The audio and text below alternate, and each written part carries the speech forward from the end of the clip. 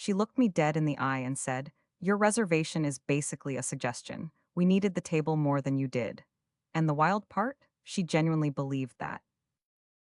Okay, backing up. My best friend Dara was turning 30. Not just turning 30, she'd had a rough year, like genuinely rough, and I wanted to do something real for her. So 2 months out, I booked a table at this Italian place downtown. Nice spot, not over the top, but the kind where you actually have to plan ahead. Confirmed the reservation twice. Showed up 10 minutes early, Dara and four of our friends in tow, everyone dressed up, everyone excited. The host checks the screen, looks a little uncomfortable, and goes, it looks like your table is currently occupied. And I'm like, what?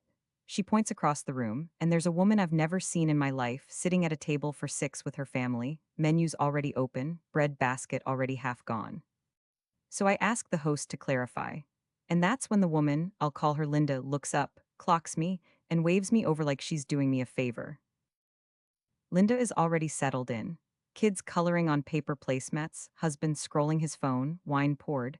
She smiles at me and goes, "Oh, you must be the other party. We just grabbed the table since you weren't here yet, hope that's okay." No, no, it is not okay. I tell her politely that this is our reservation, we're clearly here now, and we'd like to be seated. She tilts her head like I'm being a little unreasonable and says, "We have 4 kids, you're a group of adults. You can wait at the bar, it'll be fun for you." I take a breath. I genuinely offer her the out. I understand you have kids, and I'm not trying to ruin your night, but the host can find you another table. The host, bless her, is already nodding and pulling up the screen. Linda waves her hand. We're already seated. It would be so disruptive to move now. Then she actually leans over and lowers her voice like we're conspiring together. Between us, my husband's had a long week. I really need this to go smoothly.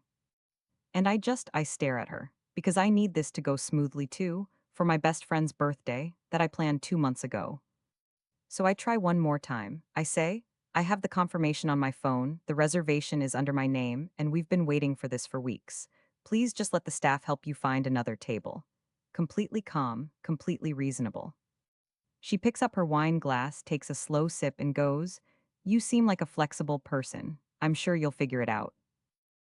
That was the line, that was the one. I turned to the host and said, loud enough for the room, "I need a manager, please, right now." And Linda's whole energy shifted. She stood up, actually stood up, and went, "Are you serious right now? I told you we have children. You're going to make a scene over a table." I said, "I'm not making a scene. I'm protecting my reservation. You're the one who sat down at someone else's table." She points at me and her voice goes up a full octave. "You were late, you forfeited it. That is how restaurants work." And the whole room went quiet. Other diners, a couple near the window, a table of guys by the bar, all just watching. I looked right at her and said, very evenly, "We were not late, we were early, and I think you know that." Then I turned my back on her entirely and waited for the manager. Her husband put his hand on her arm. She shook it off. She goes, loud enough for everyone, "This is unbelievable. We are paying customers." Someone at the bar actually muttered, "So are they?" I didn't say it, I didn't have to. The manager came out, her name tag said Rosa, and she looked at the situation, looked at my confirmation on my phone, and without a single moment of hesitation she said, "Ma'am, this reservation was made under this guest's name 2 months ago. I'm going to have to ask your party to move to the bar area while we prepare an available table for you." Linda goes, "You cannot be serious."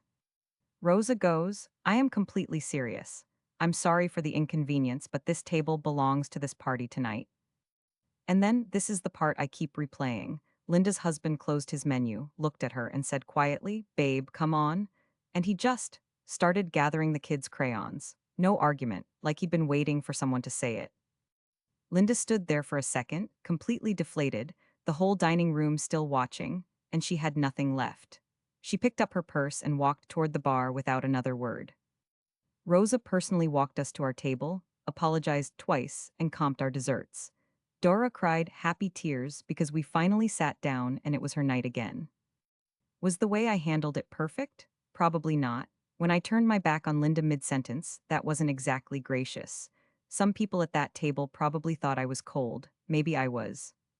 But honestly, was I too harsh because I'm still not sure? Comment below, tell me what you would have done.